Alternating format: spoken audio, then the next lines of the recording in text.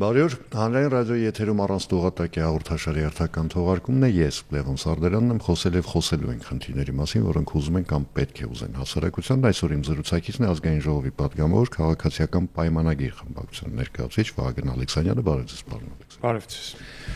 Պարոն Ալեքսանյան, այսպես ոչենա ներքին, ոչենա արտաքին խնդրից եմ ցանկանում սկսել մեր զրույցը, տեսեք, Իլհամ Ալիևի վերջին հայտարարությունը, այսպես բավական լուրջ աժիոտաժի տեղի տվեց, հատկապես ներհայաստանյան, այսպես ասում, սոցիալական դաշտում, սոցիալական հարթակներում, այսօր վարչապետ Նիկոլ Փաշինյանը նույնպես անդրադարձավ ի պատասխան իմ գործընկերոջ հարցի, ես հարցը ձևակերպեմ փոքրինչ այլ կերպ, որպեսզի դուք էլ անհարմար վիճակում չհայտնվեք։ Տեսեք, խոսք էր գնում այդ անվանումներ հասկանալի է եւ այլն, բայց անընդհատ ադրբեջանական կողմը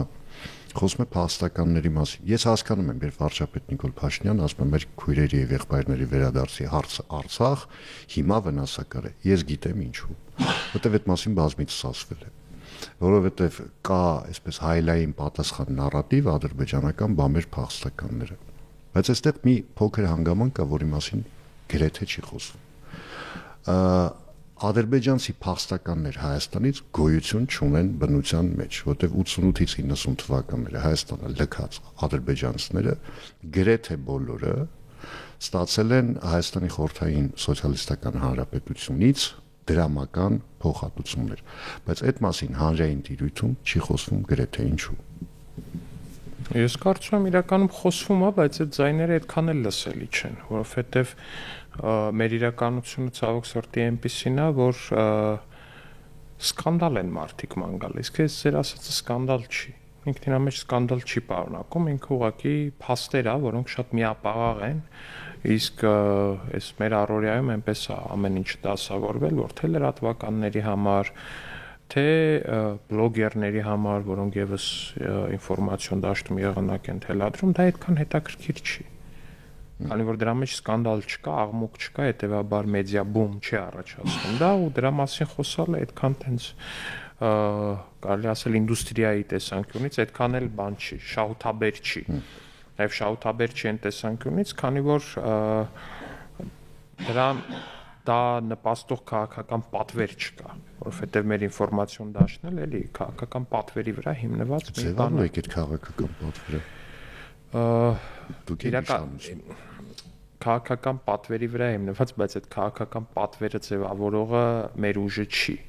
որպես այդպեսին։ Մենք մեր նարատիվները ինքնուրույն ասում ենք ու առաջ ենք տանում այդ նարատիվները ու տենց մեդիա ռեսուրսների էլ որպես այդպեսին չենք տիրապետում, էլ ինչպեսին տիրապետում է անդիմությունը եւ սա իհարկե մեր խարանն է, որ ապօրինի հարստացած մարդիկ տիրապետում են ահռելի ռեսուրսների եւ ֆինանսական միջոցների հերիք չի, մի հատ էլ այդ միջոցներով մեդիա կայսրություններ են ձևավորում ու պահում։ Իմ հարցը բայց ավելի շատ վերաբերում է դիվանագիտական գործիք որպես, արտաքին քաղաքական գործիք որպես, պատասխան որպես, որովհետեւ երբ Ադրբեջանը անընդհատ պարբերաբար խոսում է, չգիտեմ, հետո այստեղ մի անգամից վերցնում են այդ թեման 100,000 վերադարձ, 300,000-ի վերադարձ, արդեն անձնագրեր են տպում եւ այլն, սա բնականաբար ենթադրում է, որ Հայաստանի Հանրապետությունը ինչ որ ձևով սրան պիտի արձագանքի, հա, եւ այդ արձագանքի լավագույն տարբերակը ըստ իս այն է, որ հարգելի չգիտեմ, Բաքու, հարգելի Ադրբեջան կամ չհարգելի Ադրբեջան, դուք փախստական այստեղից չունեք։ Այն պարզ պատճառով, որտեղ ի տարբերություն Բաքվից, մեր փախած հայրենակիցների, Սումգայիթից, Կիրովաբադից, Արցախից գնացած մարդկանց, այս մարդիկ չեն ունեզրկվել։ Տեսեք, այստեղ իրականում դա թակարդ կարա ընկալվի որպես, հասկանում եք։ Ես վստահ եմ, որ այդ ամեն ինչը ասվում է դիվանագիտական խողովակներով եւ բուն բանակցությունների ժամանակ, բայց մտնել ու դետալների մեջ այդ քննարկումը սկսելը ինքը գուցե արդեն իսկ այդ նարատիվի սպասարկում է։ Որտեվ եթե ասում է, որ այսքան մարդ կա, որ պիտի վերադառնա օրինակ, կամ պիտի գա Հայաստան, կամ պիտի վերադառնա Հայաստան, իրանց բառերով ասած իհարկե,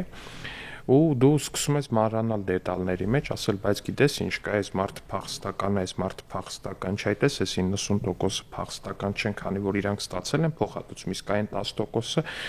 ու սենց բան անում, խոսակցությունա ծավալվում ու դու արդեն իսկ այդ նարատիվի ներսում ես, որտեղ դու մտնում ես հետեւյալն է, գիտես ինչ կա, մեր հայրենակիցները, որոնք այդ տեղից են եկել 100%-ով փախստական են։ Հա, ու բայց դա էլ նորից իր հերթին տանում է դեպի այդ նարատիվ։ Այս մեկը պետքա վերադառնա, այս մեկը չպետքա վերադառնա, այս պետքա գնա, այս մեկը չպետքա գնա։ Բայց ես կարծում եմ շատ ավելի ճիշտ խոսակցություն է ու շատ ավելի ճիշտ նարատիվ ու քաղաքական գիծ է այն, ինչ տանում է Հայաստանի Հանրապետության վարչապետը ասելով, որ ժողովուրդ ջան, դա կոնֆլիկտը զարգացնող խոսակցություն է որպես այդպեսին, որովհետև այս պայմաններում առնվազն հիմա այս շրջանում խաղաղությունը այնքան փխրուն է, որ այդ կողմերից մեկի կողմից դեպի քաղաքացիների մյուս երկիր գնալը կարա դիտվի ու կարա հանգեցնի շատ լուրջ բախումների, որտեղ այդ բախումներն էլ ինչից են ծագել։ Ծագել են այդ պագրոմ կոչվածներից, ջարդ կոչվածներից ու այս մեկից ընդհանուր ամբողջ կոնֆլիկտը ծագել է դրանից։ Բռնկվել է դրանից ու հիմա դա հղիա նոր բռնկումներով ու պետքա դրանից զերծ մնալ, պետքա զերծ մնալ ցանկացած ռիսկից, որը կարա հարուցի ու նորից բռնկի այդ կոնֆլիկտը։ Մեր խնդիրը մենք մեր առաջ որպես պետություններ Հայաստան ու Ադրբեջան իրանց առաջ պետքա այդ խնդիրը դնեն, որ հնարավորինս զերծ պահեն երկրներ այդ կոնֆլիկտային տրամաբանությունից ու կոնֆլիկտը բռնկող երևույթներից։ Մոտեցեք, ձեր ընդդիմախոսները վերջին առնվազն մեկ շաբաթվա ընթացքում ամենատարածվածներից մեկը մինչև Ալիևի այդ հայտնի հայտարարությունը կամ ելույթը ինչ էր, ասում էր երկու ֆուռ փչացած ծորենի դիմաց սահման եք բացում, միջանցք եք տալիս եւ այլն, իրականում նույնիսկ այդ պարագայում Ադրբեջանով եկող բեռը չի մտնում Հայաստան, այլ էլի մտնում է Վրաստան, այդ դեպքում ինչ տարբերություն Ռուսաստանով է գալիս, թե Ղազախստանից Ադրբեջանի տարածքով է գալիս, եւ հիմա արդեն Ալիևի այս խոսույթից հետո են, որ այս չէր ձեր ասած խաղաղությունը։ Դե ես իհարկե հասկանում եմ, որ ընդդիմադիր դաշտում Իլհամ Ալիևի վերջին հայտարարությունները շատ բուրըն էմոցիոնալ, այսպես ռուսերեն ասած ոնց էր բառը սպլեսկ են առաջացրել հայերեն ժայթքում բռնկում ինչ որ sense մի բան են առաջացրել ու դա գերակնհայտ է, որովհետև առնվազն ինձ համար երբ որ ազգային ժողովի նիստերի դահլիճում ես օրինակ ու օրինակ ես տեսել եմ օգոստոսի 8-ից հետո մեր ընդդիմադիր գործընկերների տխուր sense միապաղաղ հայացքները ընդհանուր անհաղորդ աշխարհին, չկա կրակ, չկա բոց, չկա կյանքի նկատմամբ որևէ մի ջերմ էմոցիա, չկա ոչինչ։ Ու ես տեսել եմ նրանց հայացքներն ու աչքերը նախորդող տարիներին, երբ որ սահմանային բռնկումներ էին տեղի ունենում, երբ որ մենք սահմաններին ցավոք սրտի զոհեր էինք ունենում, ես անկեղծ եմ ասում, այդ մարդկանց հայացքում մաքրամաքուր կենսախնդություն էր ուղղակի։ Ու իմ համար լրիվ հասկանալի է, որ Ալիևի հայտարարություններից հետո իրանց մոտ էլի մի հերթական բան ալնելու, այդ ժայթքումն ալինելու պոզիտիվի, որովհետև իրանց համար ցանկացած էսկալացիոն խոսույթ, ցանկացած էսկալացիա, ես վստահ եմ նրանցից շատերը օրինակ նստած աղոթում են, որ սահմանին ինչ-որ մի բան տեղի ունենա, որ խաղաղությունը փշրվի, որ զոհ լինի, նստած աղոթում են, անկեղծ եմ ասում, շատ մարդիկ ընդդիմադիր դաշտում ուղղակի աղոթում են, որ սահմանին տեղի ունենա էսկալացիա ու մենք ունենանք զոհեր։ Բայց դա տեղի չի ունենալու, որովհետև հա կարող լինեն նմանատիպ խոսույթներ, որոնք ընդհանուր խաղաղության տրամաբանությունից գուցեև շեղվելու տպավորություն թողնեն, բայց ակնհայտ է, որ այդ ամեն ինչ պետք է կառավարվի ու կկառավարվի։ Իմիջիայլոց աղոթքի հետ կապված աղոթելու համար կամ ավելի ճիշտ սխալ աղոթելու համար հիմա մեղադրում են հիմնականում ձեզ, ասելով, որ կարգալույց քահանայի կատարած աղոթքին պատերակին մասնակցելը սրբապղծություն է։ Այդ էլի ռուսերեն պետք է ասեմ, ոչինչ մեր ընդդիմության աշխատանքային լեզուն է,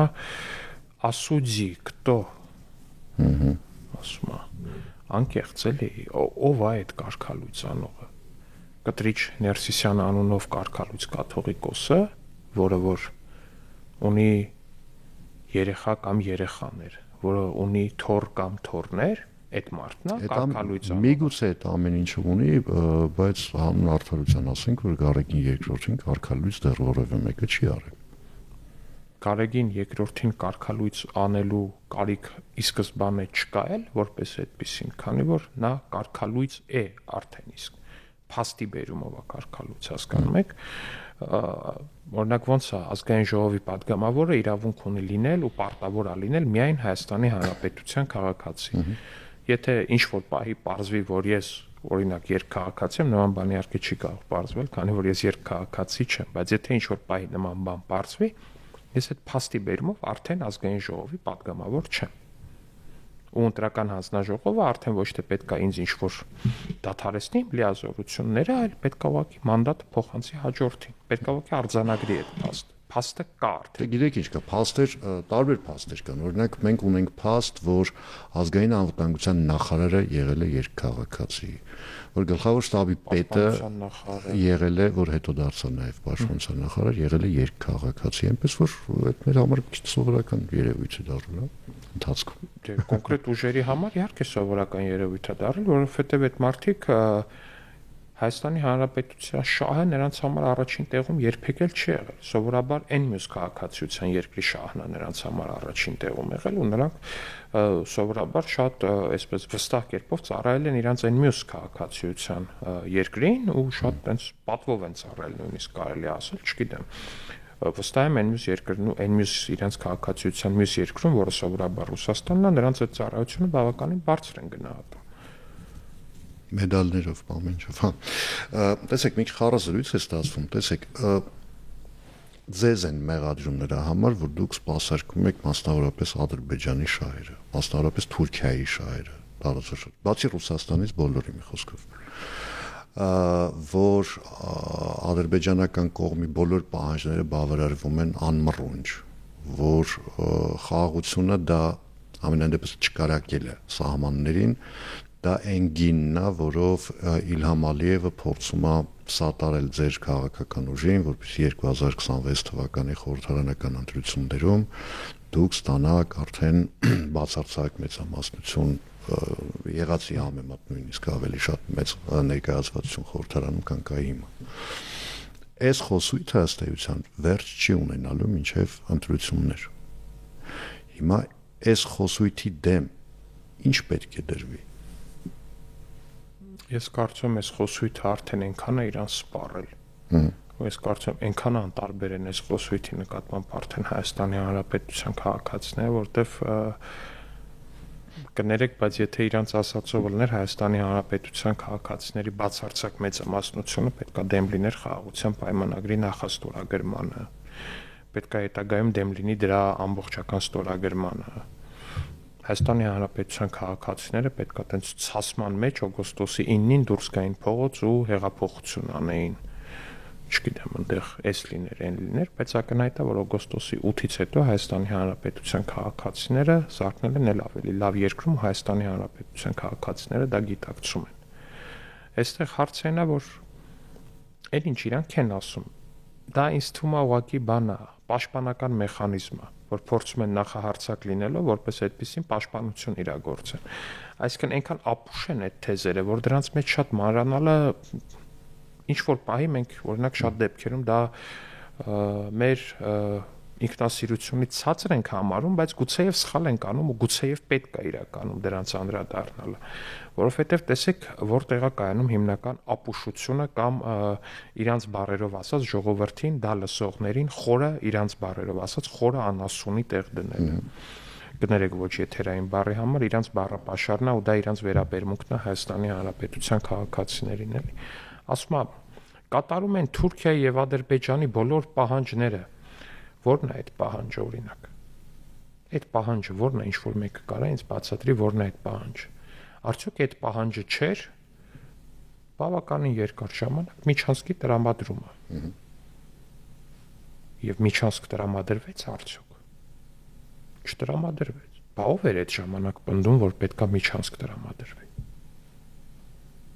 Կոնկրետ քաղաքական ուժեր, Հայաստանի Հանրապետական կուսակցությունը, Ռոբերտ Քոչարյանի քաղաքական թիմը, ու նրանց մերձավոր այդ սատելիտային շրջանակը։ Եվ եւս կինատամնատեխնիկ, չէ՞։ Հա, եւ կինատամնատեխնիկա է։ Եվ այս դեպքում ով է դառնում այդ պահանջները կատարողը։ ասում են այդ սահմանի բացումը Թուրքիայի հետ դա թուրք-ադրբեջանական օրակարգի սպասարկում է։ Ուրեմն սա կատարյալ բան է, էլի։ Ոնց որ կանգնեն ուղակի, նայեն, sense հերոստաեթերը միացնեն, նայեն Հայաստանի Հանրապետության քաղաքացիներին, տեսախցիկի միջով ու ասեն, մենք ձեզ հիմա ապուշի տեղ ենք դնելու։ Որովհետև եթե դա այտենց թուրք-ադրբեջանական բան լիներ, հատուկ ծրագիր լիներ, որը տարիներ շարունակ փորձում էին իրականացնել, ասենք ուզում էին սահմանը բացեին, բայց օրինակ Սերժն ու Քոչյանը հաստատակամորեն մերժում էին այդ սահմանի բացումը, դա աբսուրդ է, ուղղակի ժողովուրդ ջան։ Սահմանը մեր վրա փակվել է ու մեր վրա է փակվել այդ սահմանը որպես պատժամիջոց իրանց ձևակերպմամբ Հայաստանի նկատմամբ։ Այսինքն ու լուրջ դեմքով կանգնել ու ներկայացնել, որ սահմանի բացումը դա իրականում Հայաստանի դեմ տեղի ունեցող մի թուրք-ադրբեջանական գաղտնի ծրագիր է, դա ոնց որ մարդուն ասես, գիտես ինչ, ես հենց հիմա քեզ ապուշի տեղ եմ դնելու, դու էլ փորձի մտնես այդ դերի մեջ։ Ես փորձ եմ մտնել էլի այդ դերի մեջ ձեր թույլտվությամբ։ Թուրքերը գալու են մեզ ուտեն, հենց սահմանը բացեն։ Էլի գալու են տնտեսապես մեզ հոշոտեն։ Դա էլի դրա շարունակությունն է։ Չէ, որտեղ ես ինչ լավ հիմա դուրս գամ այդ կերպարից, ես ինչու եմ հարցը այդպես ձևակերպում, որտեղ ինձ համար մինչև այսօր հասկանալի չէր 93 թվականին, երբ Թուրքիան փակեց սահմանները Հայաստանի Հանրապետության հետ։ Հիմա 2025 թվականն է, 32 տարի։ 32 տարվա մեջ Թուրքիայի մտքով չէր անցել, որ կարելի է սահմանը բացել ու մեզ ուտել։ Չէ, ինչ եք ասում։ Նման ստրատեգիկ ու նման խորը մտածողություն, ինչպիսին ունի մեր ընդդիմությունը, Թուրքիան ոչ մեկ չի ունեցել ուղղակի։ Իրանք ուզեցել են Հայաստանը վերանա, բայց մեր ընդդիմության չափ չեն ֆայմել, որ կարելի է դա անել սահմանը բացելով, էլ ուղղակի որ սահմանը բացելը դա իրականում Հայաստանին ոչ թե օգուտ կտա, ոչ թե շրջափակումից կհանի Հայաստանը, այլ կվերացնի Հայաստանը։ Դա մենակ մեր ընդդիմության այդ փայլուն ու ճաճանչափայլ ուղեղներն են էլի հասել այդ մտքին, որ այո, սահմանի բացումը ու շրջափակման վերացումը դա իրականում Հայաստանի համար դա մեծագույն էգզիստենցիալ վտանգ է։ Տնտեսական առումով, բայց այս մյուս այրեղության մեջ էլ չընկնենք, տնտեսական առումով այո, միանշանակ է, որ երբ որ երկու բաց սահմանը ավելանում ցանկացած պետության համար, դա իր հետ բերում է եւ հնարավորություններ եւ ռիսկեր։ Եվ պետությունն էլ բնականաբար պետք է կառավարի, փորձի կառավարել ու իր հնարավորությունների ու գործիքների չափով ներգործել թե հնարավորությունների օպտիմալ օգտագործմանը եւ թե ռիսկերի մինիմալիզացմանը։ Դա լրիվ ակնհայտ ճշմարտություններ է, այստեղ ինչ որ մի նոր բան չկա աշխարհի ամենատարբեր երկրներում, այդ թվում եւ Ամերիկայի Միացյալ Նահանգներում պարբերաբար մաքսային օրենսդրություն է փոխվում, պարբերաբար ինչ որ նոր տարիֆներ են մցվում, հին տարիֆներ են հանվում ու նմանատիպ բաներ, ու դա ռիսկեր են, որոնց հետ բախվում է աշխարհի ցանկացած պետություն, որը ունի թեկուզ մեկ սահման։ Պարոն Ալեքսանդրյան, տեսեք, դուք հիշատակեցիք օգոստոսի 8-ը, բայց օգոստոսի 9-ի տրամաբանությամբ, ասենք, եթե մարդիկ դեմ լինեին խաղաղության համաձայնագրի նախաստորագրմանը, ապա դուրս կգային փողոց եւ հեղափոխություն կանեին։ Ես մի անգամից իմ մոտ զուգահեռ գնաց 2020 թվականի նոյեմբերի 10-ի հետ։ Ըստ ինչու նոյեմբերի 10-ին եղավ այն ինչ որ եղավ եւ օգոստոսի 9-ին չեղավ այն ինչ կարող էր լինել այդ դրամաբանությունը։ Որտեղ թվում է, չէ, թվում է, տեսեք, նոյեմբերի 9-ի երրակողմ հայտարարությունը մասամբ ինչ որ չափով խաղաղության մասին էր։ Այն իմաստով որ հրադադար է հաստատվում SSS պայմաններով, որ SSS բաները պետք է արվեն։ Դե նախ պետք է հասկանալ, որ նոյեմբերի 10-ի տեղի ունեցածը դա շատ հստակ կոնկրետ կազմակերպված գործողություն էր։ Այդ բոլոր շրջանակը ամբողջ տեսագրված է, էլի Դաշնակցության թևն առանձին, Քոչարյանի թևն առանձին, Սերժենս թևն առանձին, այդ բոլոր թևերը առանձին ու համատեղ կարելի է ասել, առանձին, բայց համատեղ գործողությունների շղթայում գործողությունն են իրականացրել։ Գիտեք ինչի եմ ես հարցը հենց այսպես տալիս, որովհետև ձեր ասացի տրամաբանությամբ նոյեմբերի 9-ին ստորագրվել է փաստաթուղթ, որը այդ ձեր ասած ուժերի մանկության երազանքն է։ Այո, բայց այդ մեր նշած ուժերի մանկական երազանքը բացի այդ փաստաթղթից նաև Հայաստանի Հանրապետությունում իշխանությունն է։ Որովհետև այո, իրանք երջանիկ էին այդ փաստաթղթով, իրանք այդ փաստաթղթից բխող բոլոր կետերով էին երջանիկ ու այդ բոլոր կետերի նաև ռուսական, ադրբեջանական ինտերպրետացիայով էին շատ երջանիկ։ Okay, բայց իրանց ամբողջական երջանկության համար նաև Հայաստանում իշխանություն էր պետք, որովհետև բացի ծառայելը այլ պետությունների շահերի, նրանք նաև անձնական հարցեր ունեն, էլի, օրինակ իշխանություն, օրինակ կոռուպցիա, ինչ վատ կլներ, որ այդ ամեն ինչը լիներ, մի հատ էլ իրանք լինեին իշխանություն ու հետ գային իրանց շատ սիրելի գործին, որի վրա բռնվեց օրինակ Գյումրիում Վարդանիկը, ինչ վատ կլիներ, ընդհանրապես վատ չէր լինի։ Ու դրա համար էր, որ մարդիկ նաև այդ էին փորձում անել։ Ու նաև իհարկե շոկային էֆեկտ էլ կար նոյեմբերի 9-ից հետո հասարակության մոտ, էս էլ պետք չի բան անել, էլի, չասել, որ այնտեղ 100%-ով այդ մարդիկ էին, չէ, իհարկե 90-95 եւ ավել տոկոսով այդ կազմավորված բանդաներն էին, ակնհայտորեն դեմքերով, բանով ամեն ինչ տեսանելի է, այդ գաղտնալսումներն էլ կար նաև զանգերի թե հանրապետական որ նախկին падգամավոր ում հետ էր շփվում, ինչ էր ասում, դաշնակցությունը ոնց էր գնացել այդ պլանավորված գործողությունների սխեմայով, դաշնակցականները ոնց էին գնացել ռադիոազատությունը, որպեսզի ջարդային փշրեին այնտեղ սերվերները վերացնեին, թե ինչ մասներ չհասկացա, դից այդ ինչ սերվեր էին մանգալի հիմնականում ինտերնետ բրոդքասթինգ անող ընկերությունում ընդհանրապես չհասկացա, բայց ինչևէ Այդ էլ դաշնակցության ինտելեկտուալ մակարդակի մասին է, էլի 130 տարի։ Այդ դեպքում, այսինքն եթե կա զես, ասենք, բավական լավ կազմակերպված ցանց, որ շատ արագ կարողանում են իրար կոորդինացնել անել, օգոստոսի 9-ին դա ինչ տեղի չունեցավ։ Գոնե փորձ։ Որտեվ օգոստոսի 9-ին, դա օգոստոսի 9-ին ստորագրված մի բան է, որը Հայաստանի Հանրապետության քաղաքացիների գերբացարձակ մեծամասնությունը ընկալում է որպես դրական։ Առավել քան դրական շատ լավ բան է անցալում որպես Հայաստանի Հանրապետության քաղաքացիների բացարձակ մեծամասնությունը ու սա ավելի քան տեսանելի է էլի ու ակնհայտ է որ այն շոկային էֆեկտը որը որ կար օրինակ նոյեմբերի 9-ից հետո որ պետք էր դեռ մարդկանց բացատրել թե ինչի համար էսպես եղավ, ինչ եղավ, ոնց եղավ, ինչ ռիսկեր կային, քանի տասնյակ հազար զինվորեր մնալու շրջափակման մեջ, եթե սա չստորագրվեր, ինչ կորուստներ կար իրականում, ինչ է էսպես եղավ, ինչ է այնպես եղավ, օգոստոսի 8-ին այդ ամեն ինչ անելու անհրաժեշտություն չկա, որտեղ ամեն ինչ հստակ է։ Ստորագրվում է խաղաղություն։ Այստեղ ինչ որ բարդ բան չի, որ պետքա բացատրել, որ պետքա պատճառներին անդրադառնալ, որ պետքա մարդկանց ներկայացնել ու մարդիկ էլ պետքա այդ միտքը իրանց ուղեղում աշխատացնեն ու որոշում կայացնեն։ Չէ, այստեղ ամեն ինչ շատ հստակ է։ Մեկին գումարած 1 օգոստոսի 8-ին տեղի ունեցած է, որը միշտ 2 է։ Ես ցավով մինչև հաջորդ հարցին անցնելը վերադառնալու ենք էլի իշխանություն եկեղեցու վերնախավետ հակամարտությանը, ցավով պիտի նշեմ, որ հայ առաքելական Սուրբ եկեղեցու ներկայացուցիչները հրաժարվեցին գալ մեր եթեր արդեն երկար տևական ժամանակի փորձում ենք հրավիրել Սուրբ Էջմիածնի ներկայացուցիչներին հանրային ռադիո չեն գալիս, ասում են նման որոշում են կայացրել, հիմա իրենք գիտեն։ Հիմա տեսեք, այսպես պերմանենտ լարվածություն կա հասարակության մեջ կապված այդ իմ ասած հակամարտության մեջ իշխանություն եկեղեցու վերնախավ, ընդ որում որքանով էլ այս կամ այն կողմի փաստարկները համոզիչ հնչեն կամ ընկալվեն, այնուհանդերձ հասարակության բավական լայն շերտ շատ դժգոհ է իրավիճակից, ընդհանուր մինչև վախենալու աստիճան դժգոհ, որովհետև այս ամենի արդյունքում դժում է եկեղեցին որպես ինստիտուտ։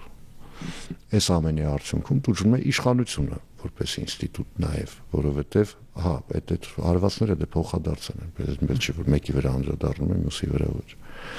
Հիմա այս իրավիճակի հանգուցալուծումը ո՞րն է, ասած, որովհետև ցանկացած հակամարտություն դասական իմաստով է, ինքը պետք է ունենա հանգուցալուծում։ Կողմերից մեկը պիտի գնա զիջման։ Իմ կարծիքով այդ հանգուցալուծումը առավել քան ակնհայտ է։ Եկեղեցու վերնախավի այն ներկայացուցիչները, որոնք խախտել են Աստծո եւ եկեղեցու առաջ իրենց տված ուխտը, պետք է հեռանան։ Ու սա ազնիվ պահանջ է։ Սա արդար պահանջ է։ Ասում են անարդար է, որովհետև աշխարհիկ իշխանությունը իրավունք չունի նման պահանջ դնել հոգևոր իշխանության։ Աշխարհիկ իշխանությունը չի պահանջը դնում։